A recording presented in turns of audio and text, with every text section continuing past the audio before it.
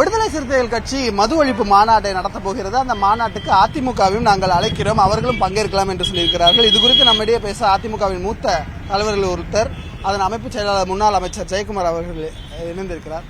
எப்படி திடீர்னு ஒரு இந்த அழைப்பு, அந்த அழைப்பை எப்படி பார்க்குறது? பொதுவாகவே விசிக பொறுத்தவரையில் அவர்கள் இந்த போராட்டம்ன்றது ஒரு மாநாடு, அதுவும் மது ஒழிப்பு, அதே போன்று மதுவுக்கு எதிரான அந்த பிரச்சாரம், குறிப்பாக மது கடைகள் மூட வேண்டும் என்ற அந்த கோரிக்கை வைத்து ஒரு மாநாடு நடத்துறது ஒரு வரவேற்க தகுந்த விஷயம். இந்த ரெண்டு பார்க்கணும்.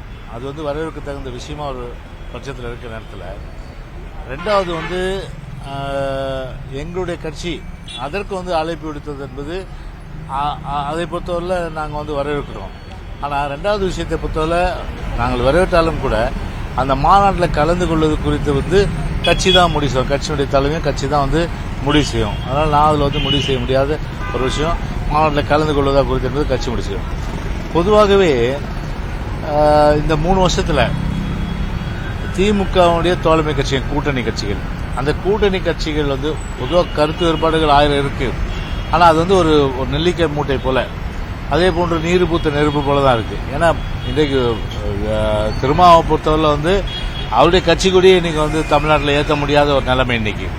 அப்படி ஒரு நிலைமை இன்னைக்கு தமிழ்நாட்டில் இன்னைக்கு இருக்கு. இன்னைக்கு அதை அவர் பொறுத்துக்க முடியாமல் நீர் பூத்த நெருப்பா இருக்கார் ஒரு பக்கம்.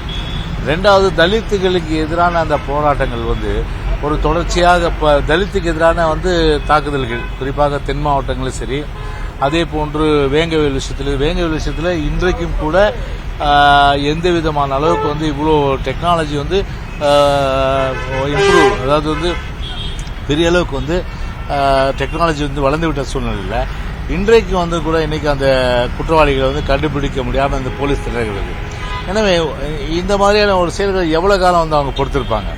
அது மட்டும் கள்ளச்சாராய சாவுகள் இப்படி இருக்கிற நிலையில இந்த காந்தி ஜெயந்தி அன்று இன்னைக்கு இந்த மது விலக்கு வேண்டும் என்ற வகையில் அவருடைய அந்த மாநாடு என்பது ஒரு வரவேற்க விஷயமா நம்ம எடுத்துக்கிறோம். நான் கலந்துக்கிறது கட்சி தான் முடிவு செய்யும். இது ஒரு கூட்டணிக்கான ஒரு அழைப்பா? ஏன்னா நீங்க இவ்வளவு குற்றச்சாட்டு வைக்கிறீங்க, கூட்டணியில அவங்க அதிருப்தியா இருக்காங்க எல்லாமும் அதிமுக சொல்லுது. இது ஒரு கூட்டணிக்கான ஒரு சமிக்கையா எதிர்காலத்தில் இருக்குன்றத பார்க்கலாமா, இல்ல எப்படி அமையும்? கூட்டணி பொறுத்தவரை முடிவு செய்ய வேண்டியது எங்க தலைமையிலான கூட்டணியில எந்தெந்த கட்சி வராங்க, யாரெல்லாம் சேர்த்துக்கிறதுன்றதெல்லாம் முடிவு செய்ததெல்லாம் கட்சியினுடைய தலைமை முடிவு செய்யப்படுற விஷயம். அதில் நான் எந்த கருத்தும் சொல்ல முடியாது.